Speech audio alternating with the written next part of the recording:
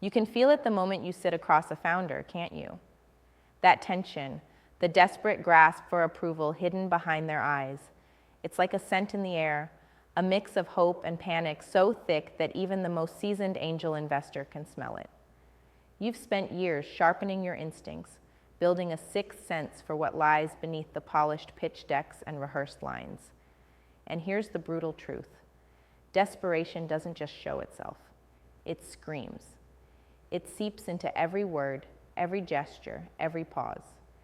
And if you don't recognize it instantly, you're risking everything. Your precious capital, your reputation, your faith in the game. Desperation is a red flag, not just a signal, but a warning siren. When a founder's thirst for money outpaces their readiness, their vision, their grit, that's a setup for failure. It's not about being cold or ruthless.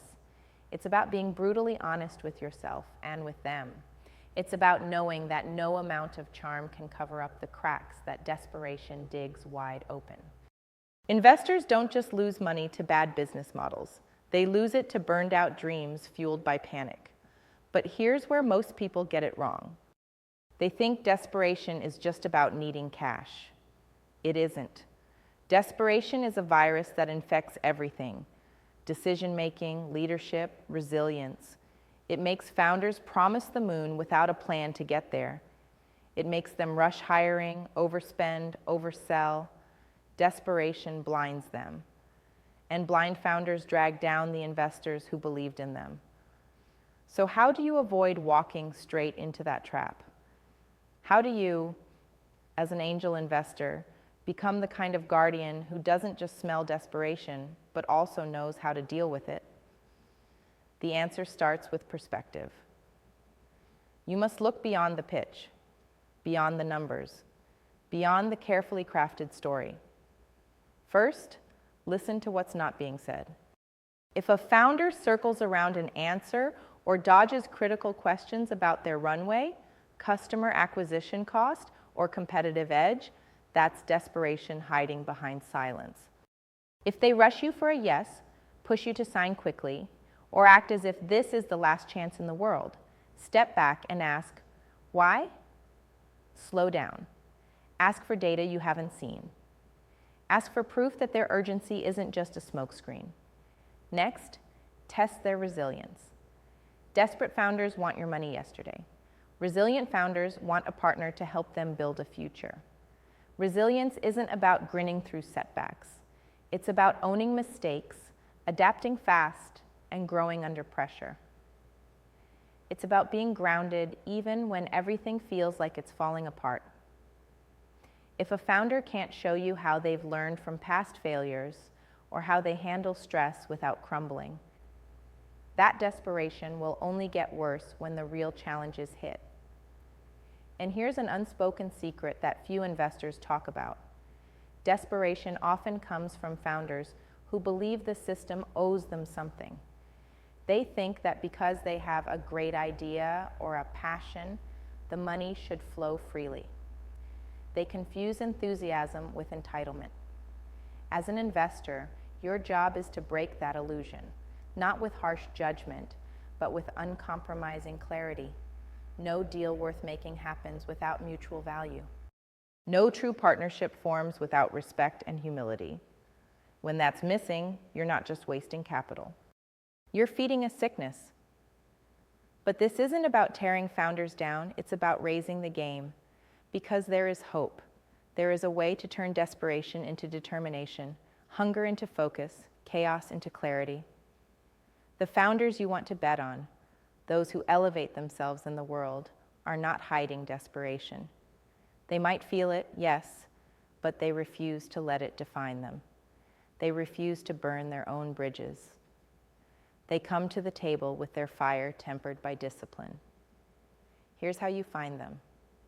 Look for a clear vision paired with a realistic plan.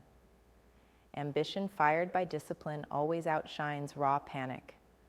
Look for humility, that quiet strength in admitting what they don't know and a hunger to learn fast. Look for patience, because true success is a long game, not a sprint fueled by fear. These are the founders who transform industries and in the process, change lives. And once you find them, here's what you can do as an angel investor to help flip desperation into power. Start with truth. Call out the desperation gently but firmly. Help them see the disconnect between their urgency and their readiness. Be a mirror showing them their blind spots, not to crush, but to empower. Most desperate founders don't want to be told no. They want guidance. They want someone who believes in the mission but won't let them kill themselves chasing it blindly. Then, bring structure where there is chaos. Help them build realistic milestones, cash flow plans, customer validation processes.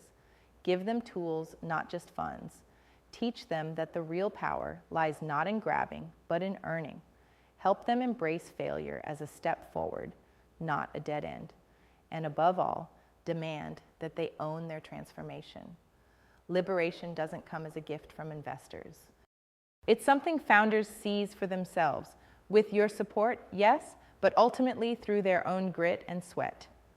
Because the world doesn't need more desperate entrepreneurs. It needs those rare few who will burn, not from panic, but from passion, who reject the cages of conformity and comfort and choose to fight, not for a quick exit, but for a legacy. As an angel investor, your mission is to be the gatekeeper of that fire, the filter that separates the bottomless pit of desperation from the bright flame of determination. Remember, desperation smells like panic, but determination smells like potential, and you, more than anyone, hold the power to tell which scent fills the room. It's tempting to want every founder to be your hero, to believe in every story spun before your eyes. But maturity, wisdom, experience, they whisper a different truth. When you smell desperation, don't ignore it. Don't chase the high of the deal just to get a win. Instead, slow down, engage deeply, offer relentless honesty paired with earnest support. Invite those who want to rise to shed their fear and face the grind with grit. Because the future belongs to those who dare to rise above desperation, not clutch at it. You are not here to play it safe. You are here to transcend the noise, to find those rare individuals who carry a fire so fierce they won't just survive, they will transform what's possible. That's the real reward. Not quick returns, but the chance to unleash greatness where others see only risk. So every time a founder steps into your world, every pitch, every conversation, remember this. You can smell desperation. You can smell the fear behind the words, the exhaustion veiled in enthusiasm. And more importantly, you can choose what to do with that knowledge. Will you be the investor who fuels panic or the one who guides power? The one who sees struggle and pulls away, or the one who sees fire and fans it, not recklessly, but with precision? The choice isn't just business. It's a call to your very soul as an investor, as a human. This is about protecting your capital, yes, but it's also about protecting your heart, your vision, your integrity. Because the world is filled with noise, with illusions of progress wrapped in desperation, but you were never here to play by those rules. You are here to break cages, to see beyond systems, to champion those who refuse to settle. The founders you seek, they are there, quiet, fierce, ready to rise. Not desperate, but determined. Not burning bridges, but lighting new ones, to territories unknown. Find them, stand with them, guide them, and together, build the future that's been waiting on the edge of fear and fire. That is the power you hold. That is the mission that calls you now. Because in the end, angels don't just invest money. They invest in courage. They invest in truth. They invest in the rare few who smell desperation and turn it into the unstoppable roar of possibility.